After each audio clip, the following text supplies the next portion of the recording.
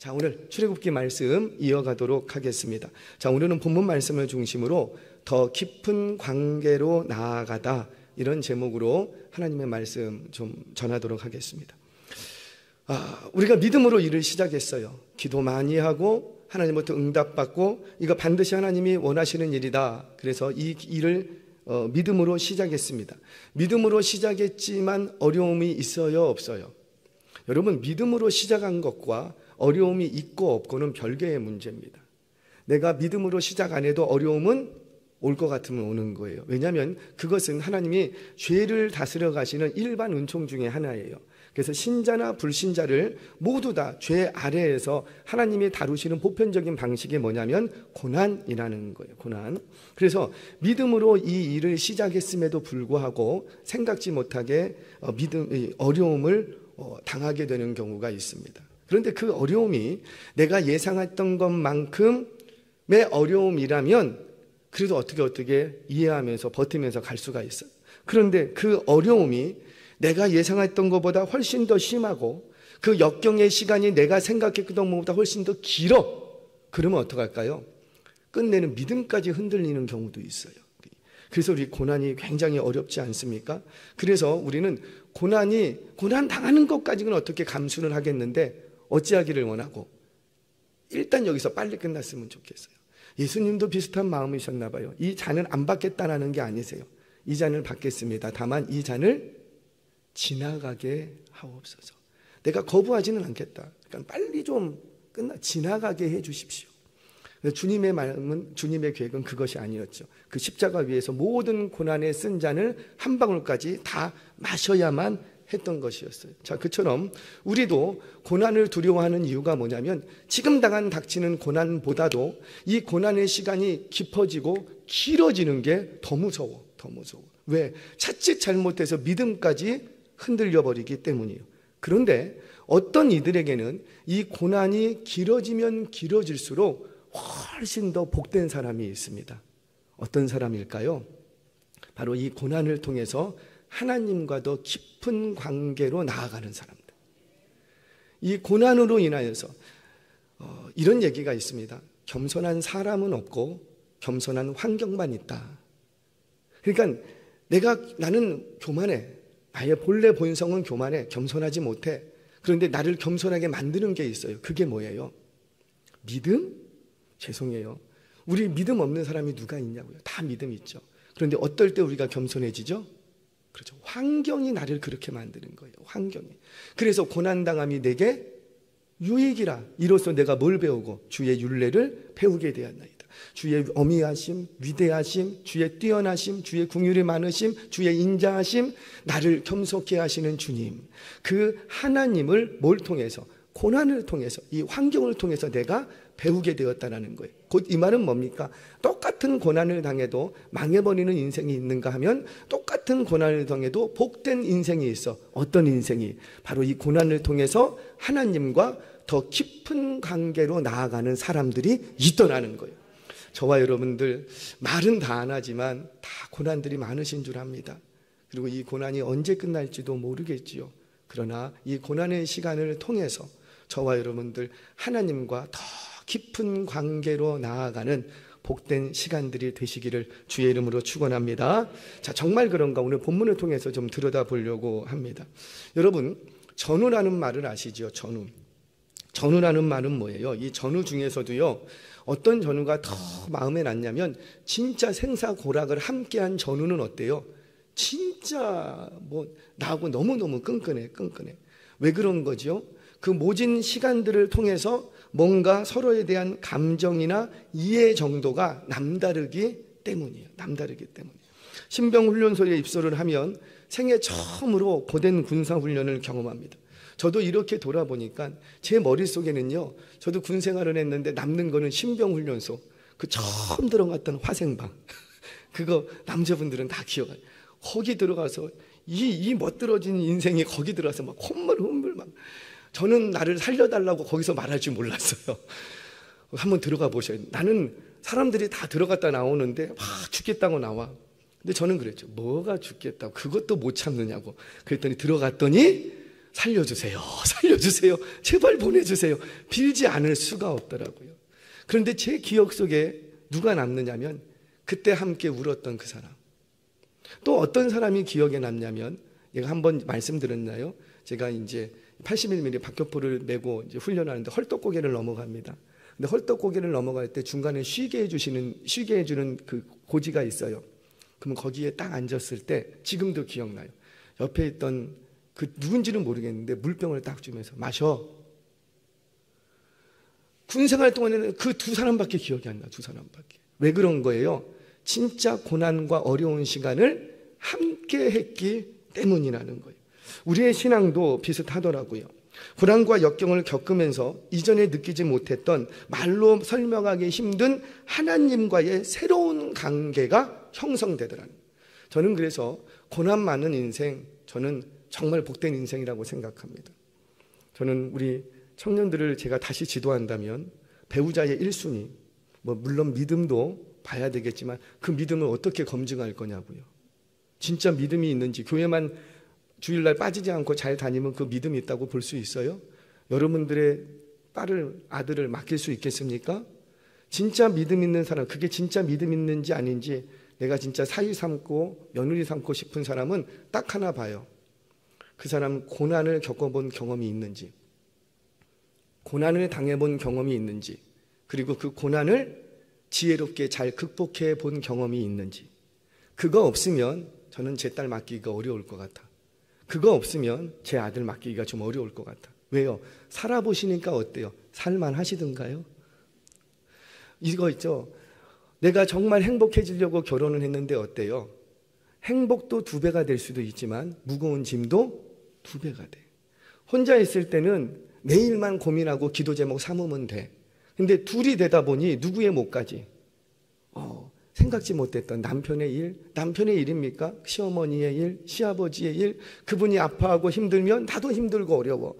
그러니까 결혼이라는 것은, 가정을 이룬다는 것, 둘이 한 몸이 된다는 것은 하나님의 뜻을 이루는 굉장히 좋은 방식임에도 불구하고 고난도 2배가 되더라는 거예요.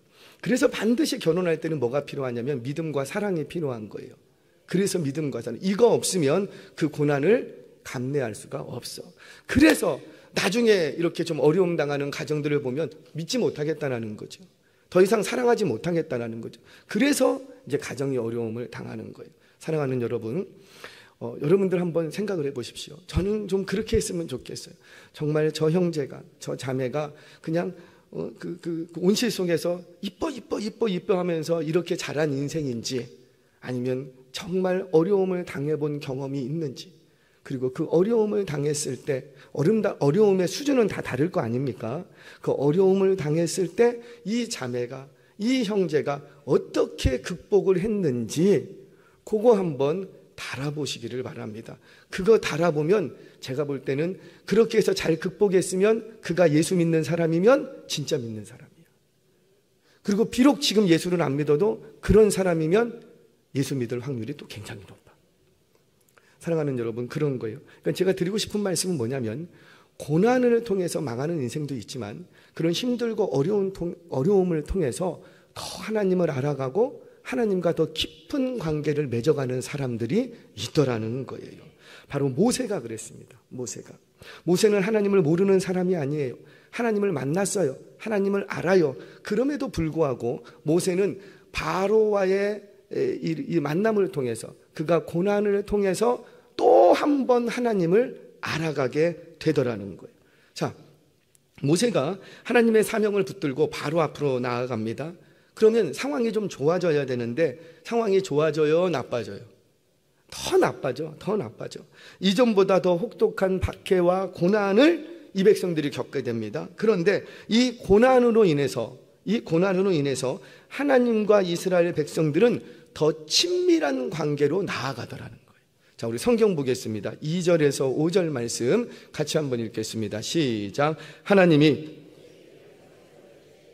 나는 여호와니라. 내가 아브라함과 이삭과 야곱에게 전능의 하나님으로 나타났으나 나의 이름을 여호와로는 그들에게 알리지 아니하였고 가나안 땅 곧 그들이 거류하는 땅을 그들에게 주기로 그들과 언약하였더니 이제 애굽 사람이 종으로 삼은 이스라엘 자손의 신음소리를 내가 듣고 나의 언약을 기억하노라. 아멘. 지금 모세에게 하나님께서 하시는 말씀이 뭐라? 이 백성들을 내가 옛날에도 만나줬다. 근데 옛날에 만나줄 때는 내가 뭐로 만나줬다? 전능의 하나님으로 만나줬다. 사실 전능의 하나님으로 만나주시는 것만으로도 충분한 거예요. 그런데 그때는 내가 여호와로는 만나주지 않았다는 거예요. 여호와로는 만나. 하지만 이제는 내가 뭘로 만나주겠다? 여호와로 만나주겠다. 과거에는 전능의 하나님으로 만나줬는데 아브라함과 이삭과 야곱에게는 내가 여호와 하나님으로 만나주지 않았다. 그런데 지금 너 이 고난당하는 현장을 통해서 내가 너를 누구로 만나주겠다? 여호와로 만나주겠다라는 거예요. 무슨 말이에요? 이 고난의 사건을 통해서 이전에 알지 못하던 하나님에 대한 지식이 생기고 이전보다 더 깊은 관계, 그리고 더 풍성하게, 더 친밀하게, 더 깊은 관계, 새로운 관계로 발전된 관계로 맺어 가더라는 거예요. 우리는 예수 믿으면 고난이 없고 평탄했으면 좋겠다. 평안했으면 좋겠다. 사실 제가 교회를 놓고 늘 기도할 때마다 어렸을 때부터 이제 목사님을 통해서 들었던 말씀이 평안한 교회가 좋은 교회예요.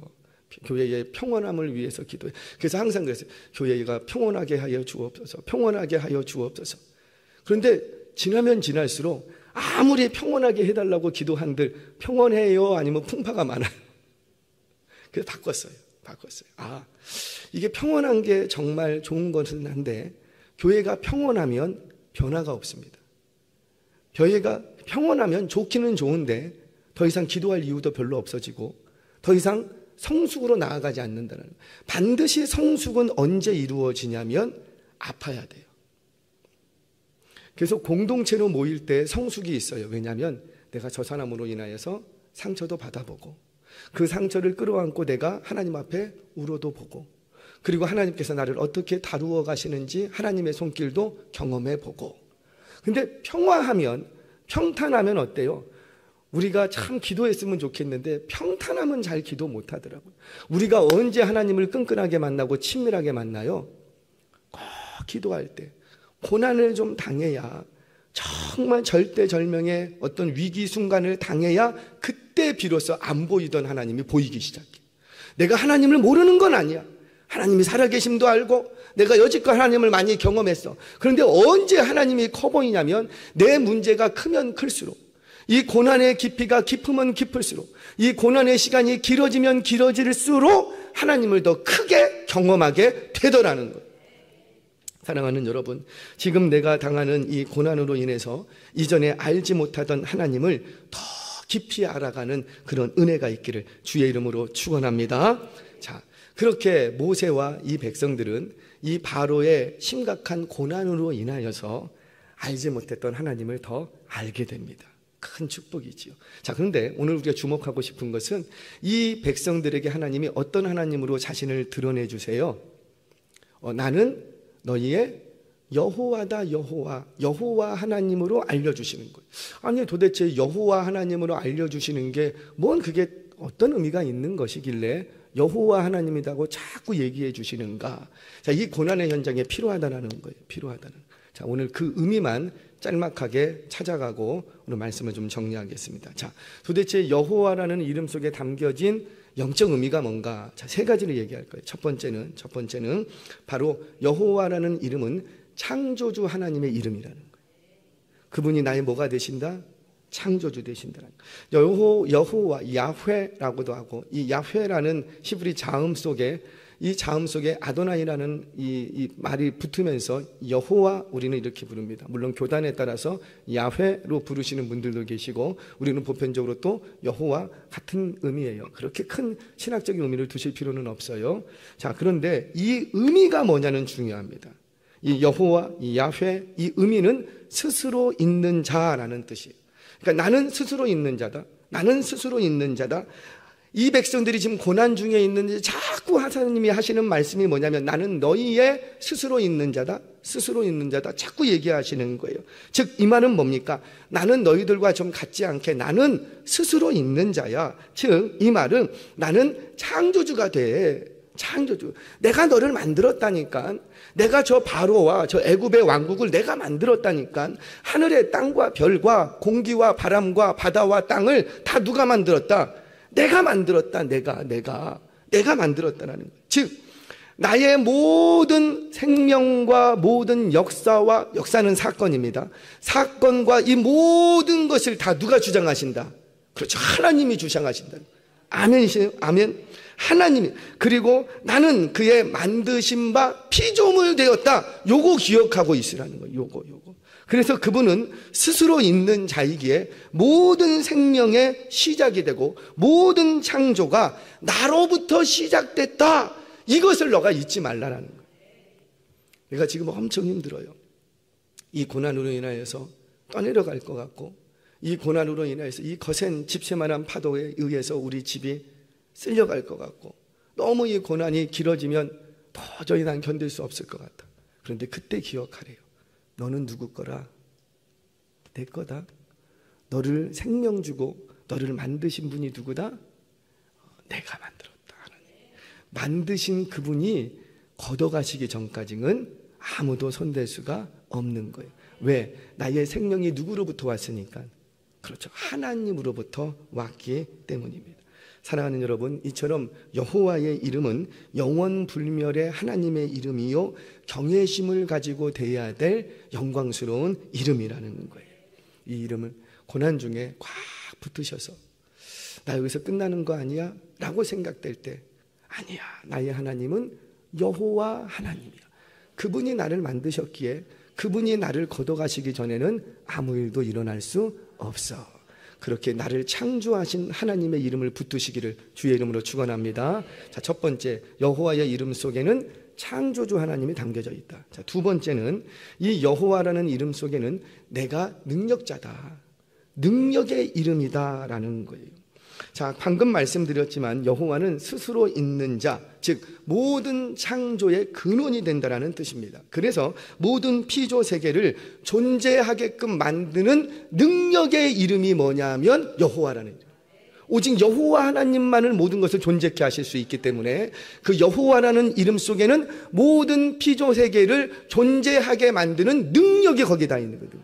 자, 성경을 보겠습니다. 그 능력의 손이 어떤가? 우리 먼저 1절 말씀 봅니다. 1절 시작. 여호와께서 모세에게 이르시되 이제 내가 바로에게 하는 일을 내가 보리라. 강한 손으로 말미암아 바로가 그들을 보내리라. 강한 손으로 말미암아 바로가 그들을 그 땅에서 쫓아내리라.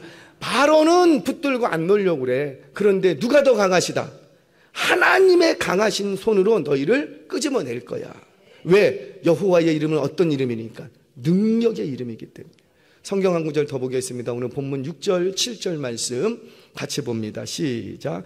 그러므로 이스라엘 자손에게 말하기를 나는 여호와라. 내가 애굽 사람의 무거운 짐 밑에서 너희를 빼내며 그들의 노역에서 너희를 건지며 편팔과 여러 큰 심판들로서 너희를 속량하여 너희를 내 백성으로 삼고 나는 너희의 하나님이 되리니 나는 애굽 사람의 무거운 짐 밑에서 너희를 빼낸 너희의 하나님 여호와인 줄을 알지라. 아멘.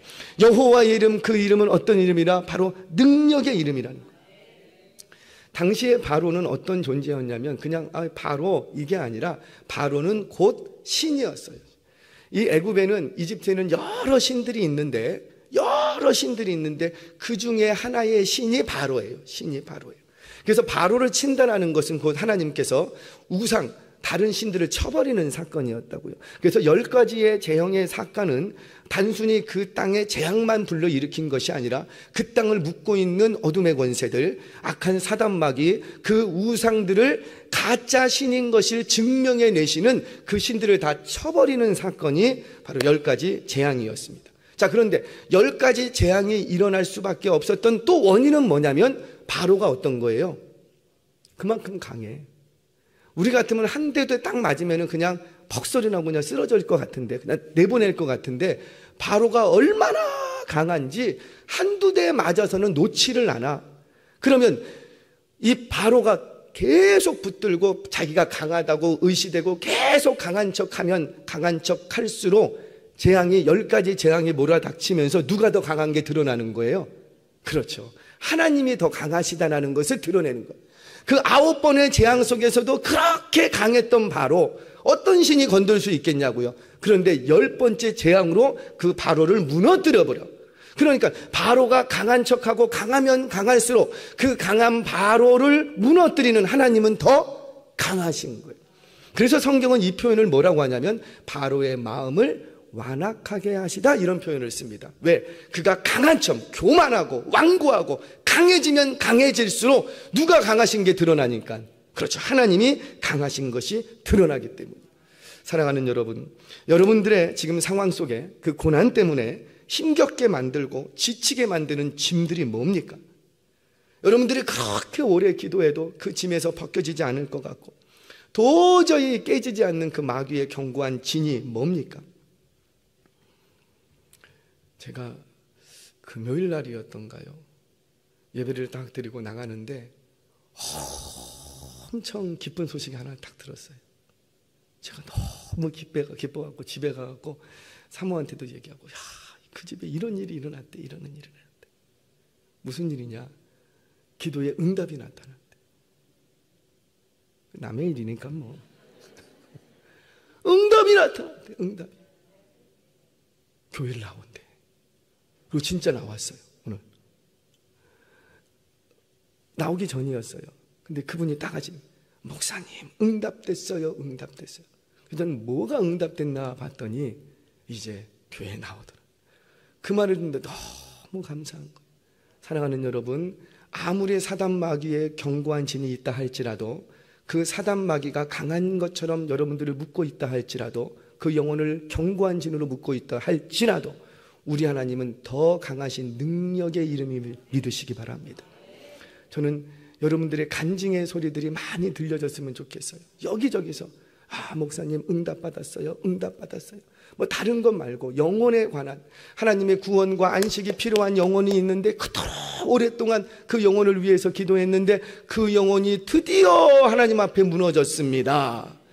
그것이 뭐 쫄딱 망해서 하나님 앞에 무너지든지 간에, 아니면 병들어서 무너지든 간에 그 견고한 선이 이제 무너졌습니다. 그리고 하나님 앞에 엎드립니다. 이런 간증들이 많이 나오시기를 주의 이름으로 축원합니다. 이 간증을 일으키시는 힘이 누구시라? 하나님. 근데 그 하나님은 어떤 이름이라? 여호와 하나님, 능력의 하나님이심을 믿으시기 바랍니다. 자, 마지막 하나만 더.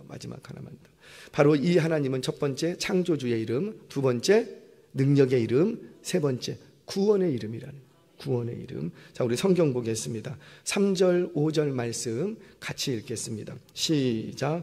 내가 아브라함과 이삭과 야곱에게 전능의 하나님으로 나타났으나 나의 이름을 여호와로는 그들에게 알리지 아니하였고, 가나안 땅 곧 그들이 거류하는 땅을 그들에게 주기로 그들과 언약하였더니 이제 애굽 사람이 종으로 삼은 이스라엘 자손의 신음소리를 내가 듣고 나의 언약을 기억하노라. 아멘. 자, 무슨 말이에요? 내가 아브라함과 이삭과 야곱에게는 여호와의 이름으로는 그들과 만나주지 않았다. 그런데 이제 너에게는 누구의 이름으로 만나주겠다? 여호와의 이름으로 만나주겠다는 거예요. 왜 여호와의 이름인가? 바로 전능하신 그 하나님이 아브라함과 이삭과 야곱과 맺었던 언약이 있어요. 근데 그 과거의 그 언약의 신실하신 하나님을 내가 이제 확인시켜 주겠다라는 거예요. 확인시켜. 어떻게? 지금부터 이 땅을 내가 너에게 주겠다라고 그 언약했던 그 약속을 기억하고 내가 그 애굽의 종되었던 자리에서 내가 구원의 역사를 이루겠다라는 거예요. 그러면서 자꾸 이 노예로 있는 이 백성들에게, 자꾸 신음하고 있는 이 백성들에게 뭐라고 말하느냐? 나는 너희의 여호와다, 여호와다, 여호와다. 너희와 맺었던 그 언약을 기억하고 내가 이제 너희의 종되었던 자리에서 내가 구원하겠다라는. 사랑하는 여러분, 여러분들에게 고난의 시간이 너무 길어서 힘듭니까?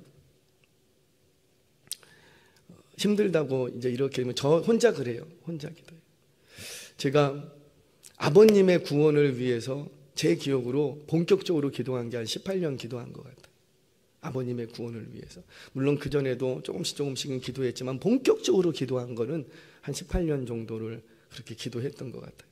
그런데 그렇게 저는 그냥 중심을 다해서 기도하면은 그냥 그 다음에 바로 이루어지는 줄 알았어요. 근데 아니더라고. 18년 동안 얼마나 갈등이 많았는지. 그런데 18년 기도했습니다. 이루어졌을까요? 안 이루어졌을까요? 이루어졌어요. 이루어졌어요. 여러분, 이스라엘 백성들은 하나님의 언약을 기억하고 이 종되었던 땅에서 구원되고자 하나님 앞에 부르짖습니다. 그래서 하나님께서 내가 너의 부르짖음을 보고 듣고 알았다 이렇게 얘기하세요. 그래서 움직이셨어요. 그러면 몇 년 동안 기도했어요? 구원해 달라고 최소한 200년 이상 기도했어요. 왜? 이 출애굽기를 보면 왕이 바뀌는데 그 왕이 바뀌는 시기가 약 한 200년 전쯤 됩니다. 내려온 지 200년 후쯤. 그래서 최소한 이 백성들이 여기서 구원해 주세요. 하나님 언약을 기억하고 다시 그 땅으로 들어보져 주세요. 그렇게 기도하기를 몇 년? 최소한 200년. 여러분들 몇 년 기도하셨어요?